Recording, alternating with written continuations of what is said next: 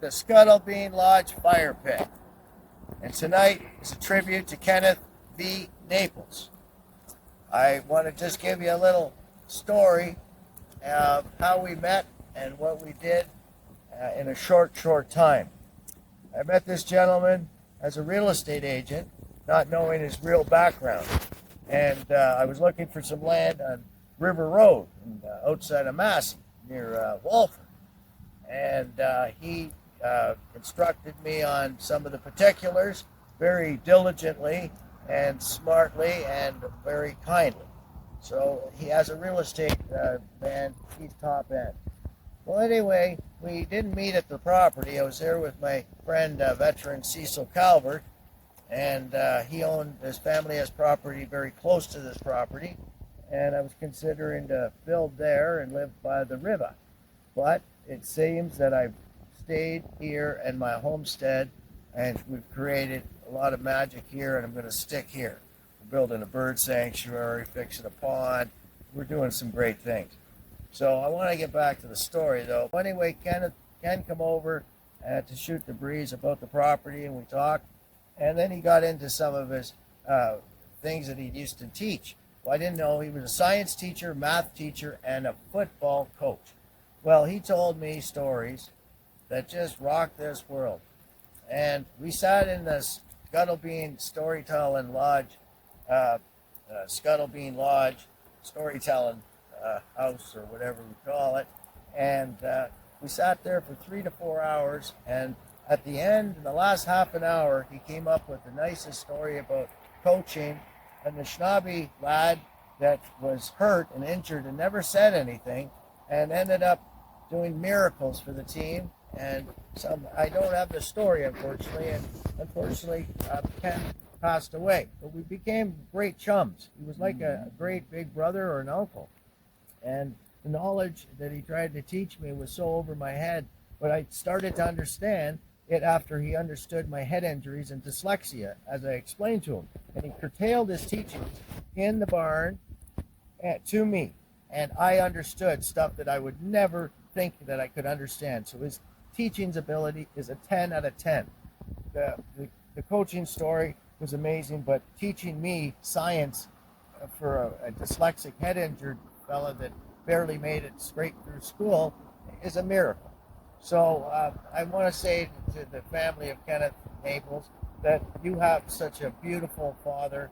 He's in every which way a family man. I've met many of his students, and they all give him a 10 out of 10 and all spoke highly of him. And that's very rare for so many people at 61 to hear this. And I just had to speak of it because he was such a fine gentleman. He borrowed a book of mine, Remembering the Farm Days. I think that's the name of it. And he left one of his bookmarkers in an envelope. I won't say where it was from, but anyway, it's got his name on it, and I leave that as a bookmarker to remind me of the times, 3 or 4 times that I met with Mr. Naples, and he just surely inspired me in so many ways, and his kindness outdoes anybody that I've ever met as a teacher. Just super duper. And the daughter I met, she was very pleasant to me. I met her in the parking lot one day in Espanola, and I said a few words to her, and Ken was there, and we were shooting the breeze again. But we discussed a lot of the book, which we're going to discuss one day, further shows of Remembering Farm Days, and it's a wonderful book. It has over 300 stories of people living on farms and their experiences. It's my favorite book, and Ken thought it was going to be his favorite book, and he borrowed it for quite some time, and we read some of the stories together in the barn. And then we both fell asleep for about a half an hour, I guess. He figured by looking at his watch, because it was raining. It was the most soothing time I've had in such a long time. It reminded me of sitting with my father by the fireplace. It was just amazing. And I just want to say that Kenneth V. Naples was more than just a teacher, a coach, science teacher. He was a kind gentleman, and a wonderful man.